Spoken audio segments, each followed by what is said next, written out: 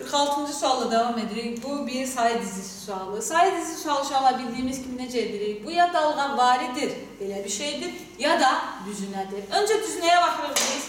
Düzünə necə olur? 46-dan 41-ə necə ala bilər? Çıxar 5-i.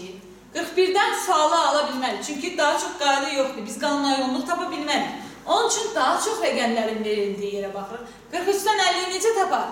Üstünə gələr 7-yi. 50-dən 45-i necə tapar? Çıxar 5-i. 45-dən 52-ni toplayar 7. 52-dən 47 çıxar 5. Deməli, buradakı qanuna uyğunluq nəymiş? Topla 7, çıx 5. Amma bizdə nə? Öndə nə başlayır? Çıx 5. Sonra nə gəlir? 5-dən sonra nə gəlir? Topla 7. Deməli, topla 7 qaydası olacaq. 41-in üzərində 7 gəlirsə neçə edər? 41 topla 7, 48 edər. Baxırıq variantlara. Y variantı olur.